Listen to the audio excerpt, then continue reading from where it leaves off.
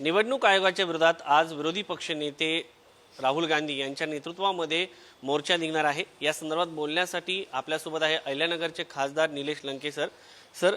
आज मोर्चा निघतोय, खास करून निवडणूक आयोगाच्या विरोधामध्ये मोठे आक्षेप सातत्याने उपस्थित केले जात आहेत। तुम्ही देखील विधानसभा निवडणुकीमध्ये आक्षेप उपस्थित केले होते, काय सांगाल?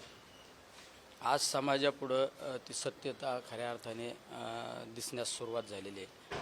काल परवा राहुल गांधींनी जी प्रेस घेतली आणि त्या प्रेसमध्ये अनेक ठिकाणचे पुराव्यानिशी मांडणी केल्यानंतर खऱ्या अर्थाने आज समाजाला एक विश्वास त्यांचा दृढ झाला की निवडणूक आयोगाने ज्या निवडणुकीच्या कालखंडामध्ये चुकीच्या पद्धतीने आपल्या अधिकाराचा वापर केला त्याच्या विरोधात आज आम्ही सर्व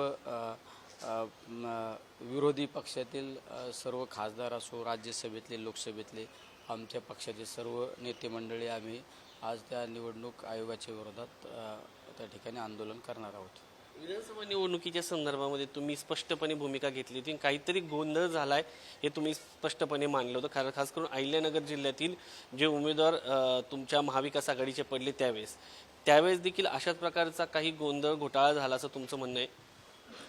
राहुल गांधींनी एका घरामध्ये 80 मतदार नोंद केलेले त्या ठिकाणी प्रूफ करून दाखवलं। त्याचबरोबरीने आमच्या शिर्डी विधानसभा मतदारसंघातल्या प्रतिभाताई घोगरे या महाविकास आघाडीच्या उमेदवार होत्या आणि त्यांनी सुद्धा लाईव्ह करून दाखवलं होतं की एका छोट्याशा बिल्डिंगमध्ये 7000 मतदाराची नोंदणी त्या ठिकाणी आढळून आलेली आहे।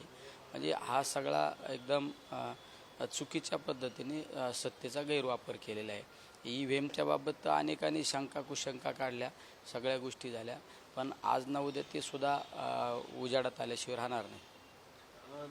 जयराम रमेश यांना निवडणूक आयोगाने एक पत्र दिलं आणि त्यांनी म्हटलंय की तुम्ही फक्त 30च खासदार या सगळ्या संदर्भामध्ये। तुम्हाला वाटतं की सगळ्या खासदारांचं म्हणणं ऐकून घेतलं पाहिजे? लोकप्रतिनिधींचं सगळ्या खासदारांचं म्हणणं ऐकूनच घेतलं पाहिजे की प्रत्येकाला त्या झळा सोसावा लागलेल्या आहे। शेवट खासदार हा एक 25 लाख लोकांचा लोकप्रतिनिधी असतो, त्याचं सुद्धा म्हणणं तेवढंच प्रामुख्याने ऐकून घेतलं पाहिजे, ही आमची भूमिका आहे। तुम्ही तर निवडून आलात त्याच EVM वरती, असा प्रश्न विरोधक विचारतात। हे निवडून आले तर त्याच्यावर प्रश्नचिन्ह उपस्थित करतात।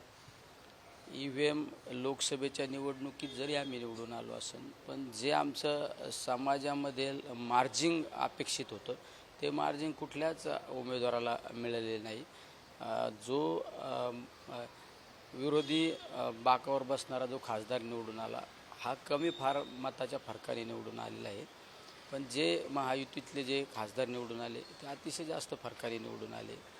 ते सुद्धा 100% त्या ठिकाणी सुद्धा एक स्कॅम केलेला आहे। कधीतरी जर हा घोटाळा झाला नसता, जर तुम्ही म्हणताय किंवा राहुल गांधी म्हणताय, तर केंद्रात वेगळं सरकार असतं असं तुमचं म्हणणं आहे? जर अशा पद्धतीने घोटाळा झाला नसता तर केंद्रात तर आज आमच्या सर्व विचाराचं सरकारच सत्तेत असतं। कारण तुम्ही पाहिलं असेल या सगळ्या गोष्टी करूनसुद्धा एक काठाव या सरकारला समाधान मानावं लागलेलं आहे। जर असा कुठलाच घोटाळा झाला नसता तर निश्चित आम्ही सत्तेत असतो आज।